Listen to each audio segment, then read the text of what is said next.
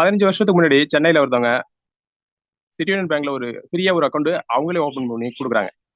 ஏன் அப்படின்னா அவங்க வந்து கம்பெனியில் வேலை பார்க்குறாங்க, அதனால அவங்க ஃப்ரீயா கிடைக்குது, யூஸ் பண்ணிக்கிறாங்க.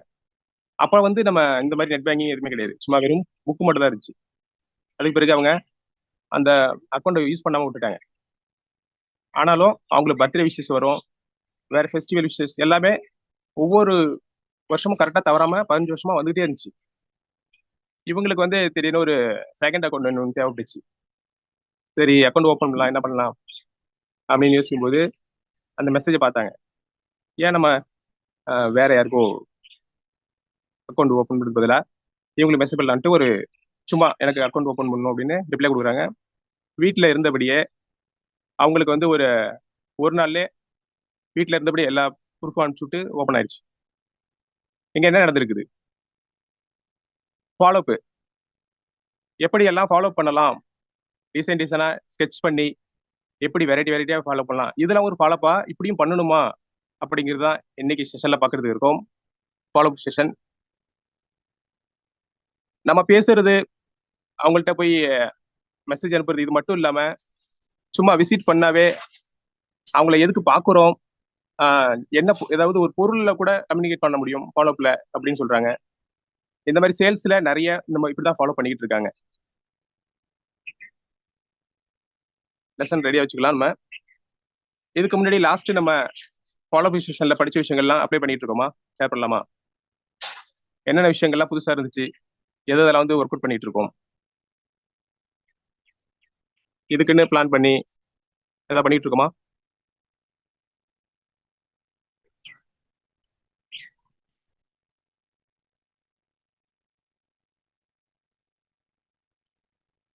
ஏ சுப்ராஜ்.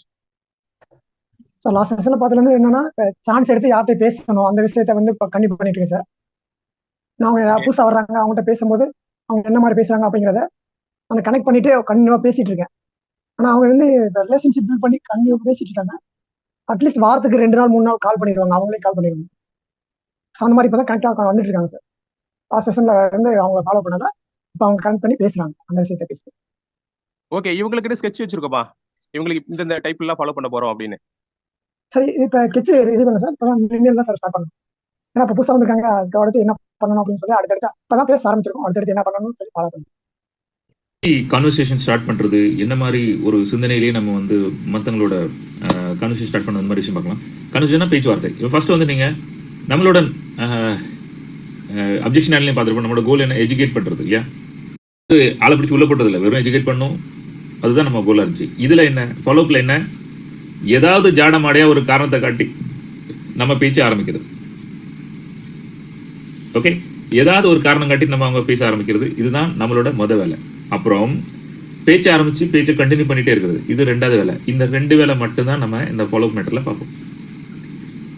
ஏதாவது ஒரு சான்ஸ் கிடச்சி பேச ஆரம்பிக்கணும், அந்த பேச்சை வந்து கண்டினியூ பண்ணிட்டு இருக்கணும். நான் பேச்சை கண்டினியூ பண்ண சொன்னது ஒரு கால் எடுத்து அதை 1 மணி நேரம் பேச கண்டினியூ பண்ண சொல்லலை.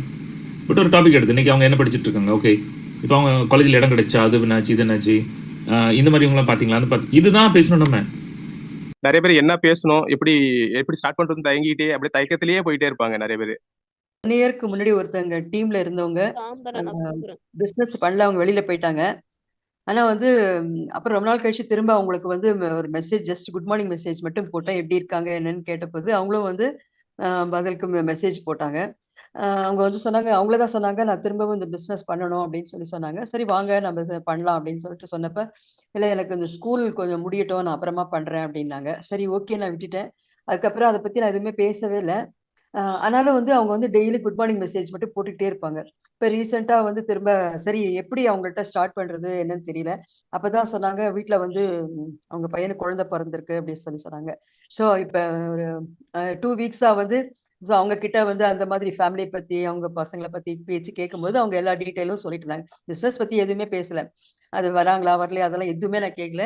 ஜஸ்ட் அவங்களுடைய ஆக்டிவிட்டிஸ், அவங்க ஃபேமிலியை பத்தி மட்டும் கேட்டபோது அவங்க அதை மட்டும் பேசும்போது நல்லா இதுவா, அதாவது ஹாப்பியா பேசுறாங்க. ஸோ இப்படிதான் ஃபாலோ அப்ல வந்து நான் ஸ்டார்ட் பண்ணியிருக்கேன் சார். இதுதான் இந்த மாதிரி நம்ம தொடக்கம், அதாவது பேசுறது ஒரு காரணம் தேடணும், இல்லைன்னா கண்டுபிடிக்கணும், இதுதான் இப்படி பண்றோமா. நேற்று ஒருத்தர் பேசினேன், அவர் வந்து அவர் பையன் வேற வேலை பண்ணிட்டு இருந்தாப்ப இந்த வேலை பிடிக்கல, வேற ஒரு எலக்ட்ரீஷியன் ஒர்க்கு அதுக்கு கான்ட்ராக்ட்ல போனோம், வீட்டுல விடமாட்டேன்ட்டாங்க. அப்போ அவர்கிட்ட பேசிட்டே இருக்கும்போது சரி பையன் என்ன பண்றான், அந்த மாதிரி போனோம்னா என்ன பண்ணிட்டு இருக்கான் அப்படின்னு அவர்கிட்ட அது சம்பந்தமா பேசிட்டு இருக்கும்போது அந்த கம்யூனிகேஷன் வந்து அந்த ரிலேஷன்ஷிப் அந்த ஃபாலோ பண்ண வேண்டியது அது ஆரம்பிச்சாங்க. அந்த மாதிரி ஒவ்வொருத்தருமே யாருமே வந்து நம்ம நேரடியாக வந்து கூப்பிடாம அவங்க என்ன பண்ணிட்டு இருக்காங்க, என்ன செய்யறாங்க, அந்த மாதிரி இன்னொருத்தர் ஃபாலோ பண்ணும்போது அவர் ஸ்கூல்ல அவங்க பையனுக்கு வந்து காலேஜ் பார்த்துருக்காங்க. இப்போ நானா கூப்பிட்டேன், எந்தெந்த காலேஜ் பார்த்தீங்க, என்ன பண்ணீங்க, எது நீங்க டிசைட் பண்ணீங்க, என்ன உங்களுக்கு அட்வான்டேஜ் இதுக்கு அதுக்கும் அந்த மாதிரி நான் பேசினேன். அவருக்கு வந்து பிடிச்சிச்சு. என்னன்னா சரி நானும் வந்து உங்களுக்கு எது பெஸ்ட் அப்படின்னு சொல்றேன் அப்படின்னா ஓகே நீங்களும் பாருங்க நானும் பாக்குறேன் அப்படின்னா அந்த மாதிரி. Yes, supporting. அவங்களுக்கு வந்து ஏதாவது ஹெல்ப் பண்ண முடியுமா, ஹெல்ப் பண்ணும்போது தான் அவங்க இன்னும் ஹெல்ப் தேவைப்படுற நிலையில நம்மள்ட்ட கேட்பாங்க. அந்த கான்வர்சேஷன் போயிட்டே இருக்கும். அவங்க கிட்ட வந்து அப்பப்போ ஃபாலோ பண்றது எப்படின்னா ஆடியோ போட்டுக்குவோம். அவர் வந்து குழந்தைங்களோட பர்த்டேக்கு அதை பொறுத்து விஷ் பண்ணி போட்டிருப்பாங்க. அப்போ நான் அதுக்கு ரிப்ளை பண்றது. அப்புறம் அடுத்து என்ன பண்ணிட்டு இருக்காங்க, பொண்ணுங்க என்ன பண்ணிட்டு இருக்காங்க அப்படின்னு சொல்லி அப்பப்போ நான் உங்களுக்கு ஆடியோ போட்டு கேட்டுக்குவேன்.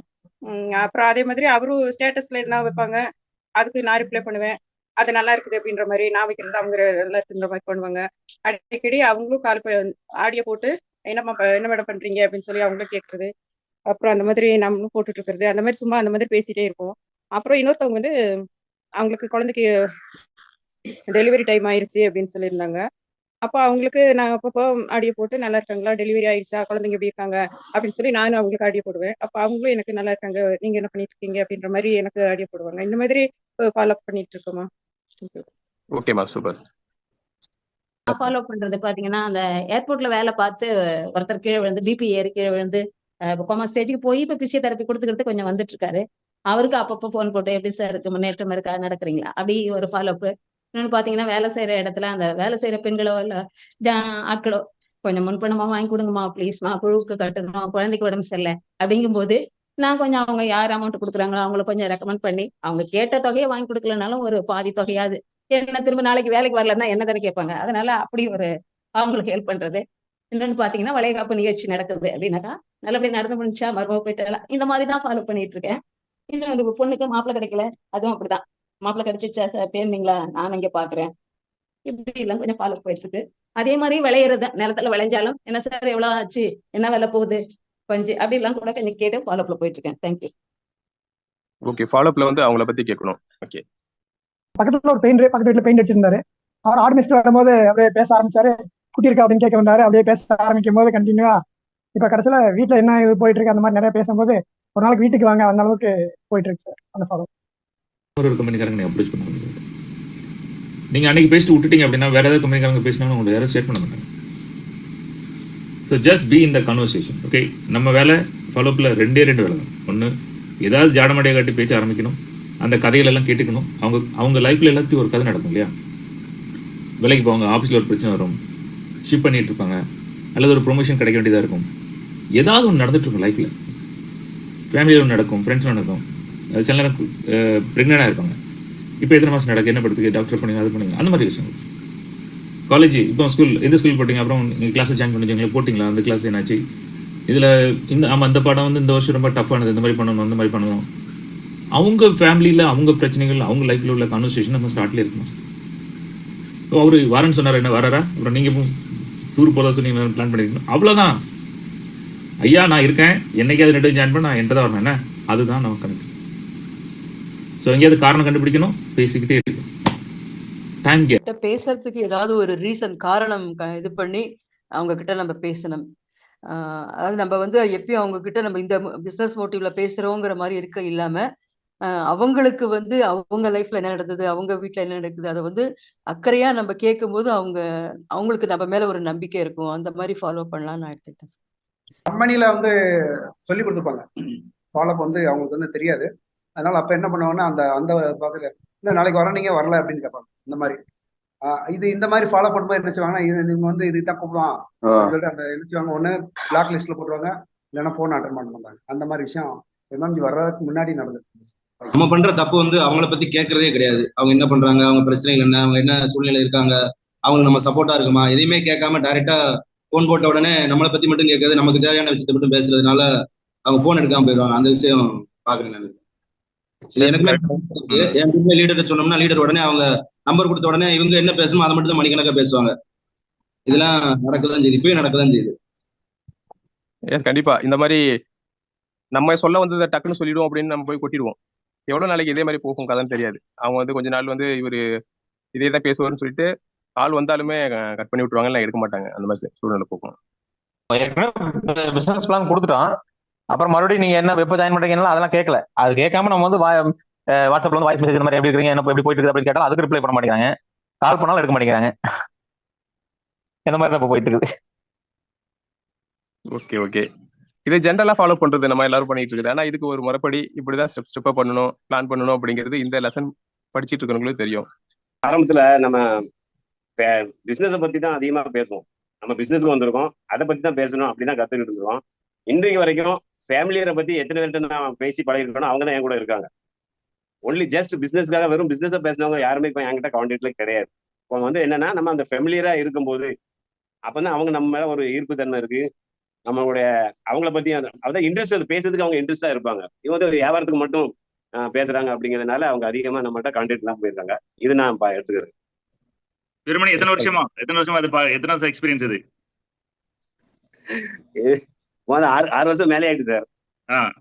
6 வருஷம் எக்ஸ்பீரியன்ஸ். உண்மை என்னன்னு தெரியுதா? 6 வருஷம் எக்ஸ்பீரியன்ஸ். நம்ம ஃபேமிலி பத்தி அவங்கள பத்தி நம்ம கனெக்ட் ஆகல அப்படின்னா அவங்க தான் என்கிட்ட கான்டாக்ட்ல இப்ப இருக்காங்க. ஃபேமிலியோட பத்தி தெரிஞ்சதுனாலதான் அவங்க ஃபேமிலியில என்ன நடக்கு என்னை பத்தி அவங்க தெரிஞ்சுக்கிறாங்க. அவங்க தான் என்கிட்ட இப்போ கான்டாக்ட்ல இருக்காங்க. மத்த எல்லாருமே அவுட். நம்ம சொல்லிக் கொடுக்குறது என்ன தெரியுதா? நம்ம படிக்கிற பாடம் என்னன்னு தெரியுதா? இது 6 வருஷத்துக்கு அப்புறம் தான் தெரியுது.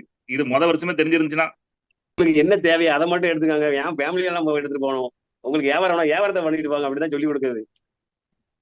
அதோட விளைவு எப்படியா இருக்கிறியா? Okay done, thank you. நெக்ஸ்ட் லெசன்ல வந்து நம்ம தொடர்ச்சியா வந்து அவங்க தொடர்புல இருக்கணும், அவங்கள பத்தி விசாரிச்சுக்கிட்டே இருக்கணும். அடுத்த தடவை பேசும்போது அவங்க என்ன நிலையில இருக்காங்க அதை பத்தி நம்ம கேட்கணும் அப்படின்னு இந்த இதுல இருந்து இந்த லெசன்ல முக்கியமான படம் இதுதான் நான் படிச்சிருக்கேன். எப்பயுமே வந்து அவங்க கடைசி வரல தொடர்புல இருக்குன்னா அவங்கள நம்ம வந்து தொடர்ச்சியா வந்து அவங்கள பத்தி கேட்டுக்கிட்டே இருக்கணும். என்ன செஞ்சுக்கிட்டு இருக்காங்க, எது செஞ்சுக்கிட்டு இருக்காங்க. அப்பாங்க சொல்லுவாங்க இப்ப அவங்களோட வாழ்க்கையில எப்ப வேணாலும் எந்த டயத்துல வேணாலும் எது வேணாலும் நடக்கலாம். அப்ப வந்து நம்மளுடைய பிசினஸ் அவங்களுக்கு கை கொடுக்கும். அப்போது எப்ப நடக்கும்னா நம்ம தொடர்ந்து அவங்கள பத்தி நம்ம விசாரிச்சுக்கிட்டே இருக்கும் போதுதான் இது நடக்கும் அப்படின்னு நான் நல்லது ஒரு பக்கம் தெரிஞ்சுட்டாலும் கெட்டது ஒரு பக்கம் தெரிஞ்சுக்கும் போதுதான் அப்போ நம்ம அவங்களுக்கு தேவைப்படுவோம். அப்ப நம்ம கூட அதுக்கு பிறகு அவங்க நம்மளை ஃபாலோ பண்ண ஆரம்பிச்சுவாங்க. இதுக்கு முன்னாடி நான் எப்படி ஃபாலோ பண்ணிட்டு இருந்தேன்னா, நான் அப்ரோச் பண்ணும்போது இப்போ ஃபேமிலி சுச்சுவேஷன் சரியில்லை, நான் 1 மந்த் இல்லைன்னா ஒரு 2 மந்த் கழிச்சு வரேன் அப்படின்னு சொல்லுவாங்க. ஸோ அப்போ வந்து நான் டேரக்டா போயிட்டு நீங்க 1 மந்த் கழிச்சு வரேன்னு சொல்லியிருந்தீங்க அப்படின்னு சொல்லியிருப்பேன். அப்புறம் இப்ப எல்லாம் வந்து இப்போ லாஸ்டா ஒரு பர்சன் நான் ஃபாலோ பண்ணேன். அவங்க வந்து இப்போ June 9 வந்து எனக்கு குரூப் எக்ஸாம் இருக்கு, அது முடிச்சதுக்கு அப்புறம் பார்க்கலாம் அப்படின்னு சொன்னாங்க. இப்போ நான் அவங்கள்ட்ட போய் டைரக்டா இதை பத்தி சொல்லாம எக்ஸாம்ஸ் எல்லாம் எப்படி பண்ணீங்க, 9 எக்ஸாம் இருக்குன்னு சொல்லியிருந்தீங்க இல்லைங்களா, எப்படி போச்சு, அடுத்து என்ன பண்ணலான்னு இருக்கீங்க, ஸோ அந்த மாதிரி பேசும்போது ஓகே அவங்கள பத்தி கொஞ்சம் ஷேர் பண்ண ஆரம்பிச்சிட்டாங்க. அப்புறம் நான் பிசினஸ் பத்தி பேசல, அப்படியே ஃபாலோ பண்ணி போயிட்டு இருக்காங்க. இப்போ பழையபடி முதல்ல பேசுனதை நினைச்சா இப்போ எப்படி ஃபீல் பண்றீங்க? நேரா போய் 3 மாசம் சொன்னீங்க என்னாச்சுன்னு கேட்டதை நினைச்சு இப்போ எப்படி ஃபீல் பண்றீங்க? இப்ப நான் என்ன நினைச்சேன் அப்படின்னா, அவங்க பிளேஸ்ல நான் இருந்திருந்தேன் அப்படின்னா கண்டிப்பா அப்பவே காலை கட் பண்ணிருப்பேன். பட் பரவாயில்ல, எனக்கு அந்த இடத்துல ஆன்சர் பண்ணாங்க, இனிமேல் அந்த மாதிரி பண்ணக்கூடாது அப்படின்னு சொல்லிட்டு. Okay, very good. லீடர் வந்து எந்த இடத்துல போனாலும் ஒரு பதிவு பண்ணணும்னு நான் சொல்லல, திமிர காட்டனால பண்ணல. பட் நம்ம ஒரு விஷயத்த வந்து சொல்லிட்டு செஞ்சுட்டு போற மாதிரி நம்ம பண்ணணும் எப்பவுமே. இதை ஒரு பழக்கமா வச்சுக்காங்க, வீட்லயும் சரி இங்கேயும் சரி. இப்போ நம்ம லீடர்ஸ் வந்து நம்ம பேசக்கூடியது பாடி லாங்குவேஜ் எல்லாம் கவனிக்க ஆரம்பிப்பாங்க. அதுல கரெக்ஷன் எடுத்து அடுத்து நம்ம பெஸ்டா பண்றதுக்கான வழி கிடைக்கும். இல்லைன்னா நம்ம என்ன பண்றோன்னே தெரியாம போயிடும். அறிவுலக எவ்வளவு அட்வான்ஸ் அப்படின்னா செஷன் ஆரம்பிக்கிறது முன்னாடி 10 நிமிஷம் முன்னாடி கேமரா இருப்பாங்க. நம்மளாம் செஷன் ஆனதுக்கு அப்புறம் தான் வரும். எங்க உள்ள கனெக்ட் எப்படி வேலை செய்யும் தெரியாது. நீங்க நம்ம நிறைய லெசன்ல பார்த்திருப்போம், ஏதாவது ஒண்ணு பண்ணிக்கிட்டே இருக்கணும், சும்மா இருக்கவே கூடாது. செஷனுக்கு வந்தாலும் சரி என்னதாவது பார்க்கணும், பேசணும், ஏதாவது சொல்லணும், ஏதாவது கேட்கணும், கடைக்கு போனாலும் அங்க 2 பேர்ட்ட பேசணும், எங்க போனாலும் சரி ஏதாவது 2 பேர்ட்ட பேசிட்டே இருக்கணும், ஏதாவது செஞ்சுட்டே இருக்கணும், ஏதாவது ஆக்ஷன் எடுத்துட்டே இருக்கணும். என்னைக்கெல்லாமோ சும்மா எடுத்து போட்ட வீடியோ இன்னைக்கு 27,000 50,000 வியூஸ் போயிருக்கு. என்னத்தையாவது செஞ்ச கிடந்து நடந்திருக்கு. இன்னைக்கு எவ்வளவு பேர் பார்த்துட்டு அந்த வீடியோ பார்க்கறது வைக்கிறதுலாம் இருக்கு. எதையாவது செய்யணும் இல்லையா? ஐயோ நான் எம்எம் விட்டு போக மாட்டேன், எம்எம்ஜில அப்படி இருக்கு, ஒரு கதையும் கிடையாது. செஞ்சுக்கிட்டே இருக்கணும், ஆக்டிவிட்டிஸ் பண்ணிட்டே இருக்கணும், ஏதாவது நடத்திக்கிட்டே இருக்கணும். இதை ஒரு பழக்கமா வச்சிருக்கணும். சும்மாவே இருக்க மாட்டாங்களா இவன் சும்மாவே இருக்க மாட்டான். இவன் சும்மா இருந்தா என்ன கதை? வந்தா ஓகே, எவ்வளவு சீக்கிரம் எடுத்தணும், யாரும் வந்தாங்கன்னா டக்குன்னு எடுத்து உள்ள போட்டுக்க. நம்மகிட்ட ஜாயின் பண்ணதுக்கு பல யுக்திகளை கையாளும். பல தடவை நம்ம அவங்கள பார்க்க வேண்டியிருக்கும், விதவிதமாக பார்க்க வேண்டியிருக்கும், ஃபோன் பண்ண வேண்டியிருக்கும், ஒரு ஃபார்வர்ட் மெசேஜ் அனுப்ப வேண்டியிருக்கும். அவங்களுக்கு பிடிச்ச அவங்க ஒரு ஃபேஷன் டிசைனர் இருந்தாங்கன்னா ஃபேஷன் டிசைன் சம்மந்தப்பட்ட விஷயங்கள் தேடி பிடிச்சி அவங்களுக்கு நம்ம அனுப்புவோம். அவங்களுக்கு ஒரு ஹீரோ பிடிக்கும், அந்த ஹீரோ நியூஸ் நம்ம அவங்களுக்கு அனுப்புவோம். இது எல்லாம் ஃபாலோ அப் தான். வெறும் பிஸ்னஸ் அப்போ பண்ண பைசா ரெடி பண்ணிட்டியா, இது இல்லை. இந்த விஷயத்த நம்ம சொல்ல மட்டும்தான் செய்வோம். அவங்கள எஜுகேட் பண்ணுவோம், தெரிய வைப்போம், இன்ஃபர்மேஷன் கொடுப்போம், அவ்வளோதான். அதை ரெகுலர் நம்ம பண்ணிகிட்டே இருக்கணும். அவங்களுக்கு விதவிதமான பிரச்சனைகள் இருக்கலாம், விதவிதமான சிச்சுவேஷன் இருக்கலாம். அவங்க வாழ்க்கையில் பெரிய விஷயங்கள் புரட்டி போட்டுட்டு போயிட்டு இருக்கோம். அவங்க மகன் அப்போ தான் யாரு கூட ஓடி போயிருப்பான்.